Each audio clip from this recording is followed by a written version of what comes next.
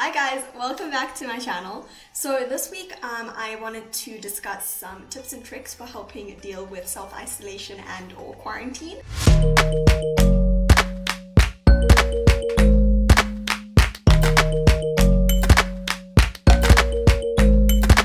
So I know that most people around the world are being told stay at home, no one's really going outside. In certain places you're physically not allowed to leave your home. So I know that it gets really tough staying at home. I've been at home myself for over a week now. No, almost a week. Almost 2 weeks. Oh my gosh, almost 2 weeks now. You can see I'm slowly losing it. What that means is that it kind of becomes a bit disheartening and kind of lonely to be at home the whole time for like a full 2 weeks, or just not to leave your house in general. So here are a few tips and tricks for dealing with being in isolation and getting back into a routine and hopefully keeping those spirits up. So the first thing that happens when we're staying at home is that we completely lose our routine.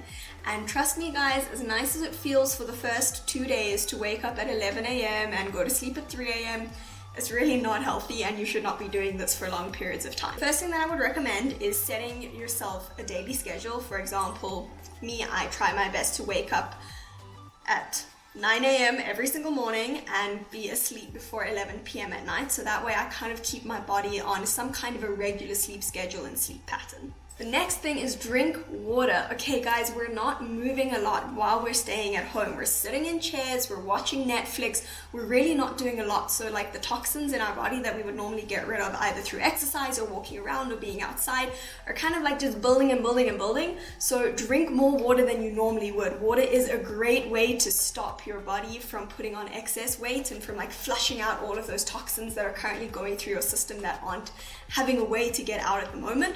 So try and drink like 1 liter, 2 liters of water every day just to help give your body that boost it needs to help cleanse itself.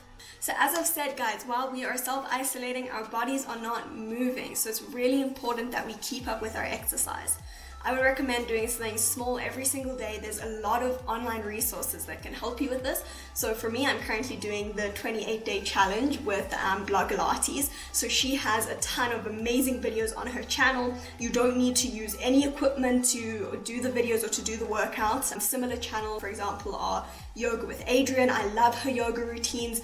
She's got like a combination between like normal meditation yoga and yoga for fitness, which is really great. There's also something called Popsugar Fitness, and they have a bunch of like dance fitness routines. So saying, I mean, I'm a dancer, so I absolutely love that they've got like a, burn 600 calories doing a Latin dance routine, or let's do a belly dance routine today. So there's a ton of online resources that you can use to stay fit and stay motivated. Really easy when you're bored to eat, because I know that when I'm bored, the first thing that happens is my tummy starts grumbling and all I want to do is eat all of the chocolate and like yummy snacks in sight. However, you need to stop yourself from doing that, because you don't want to leave quarantine and self-isolation and all that you've eaten is chips and chocolate and sweets, because you will regret it. So what I would recommend is doing either a meal plan or like just having like a vague concept about what you want to be eating, because it's really important to keep your body healthy. So I've put together a meal plan. I'll put it over here. And what it does is it just helps me rationalize and think about what I'm putting into my body while I'm stuck at home. Helps me portion out my meals, because another problem is portion sizes. You're not as active, so you don't need to be eating a triple Big Mac when you're sitting at home. I mean, unless you really want to, like, we're all allowed cheat days, guys. But for your general days, you should be having regular normal sized portions food. If you're exercising, normal portions are 100% okay. Just to make sure that you're staying healthy and you're putting the best into your body so that you're getting the best out of it while you're staying at home. Also, another tip that I have is when you're feeling snacky, and trust me, I'm a person who loves to snack, but we all need to learn that a snack means like 2 pieces of chocolate and not the entire chocolate slab, because that is something that I am known to do and I have to stop myself doing that. It's a problem. But what I have tried doing now is that when I'm feeling a craving for something, I'll drink water instead, because water settles your stomach, so it like stops you from those hungry snacky feelings.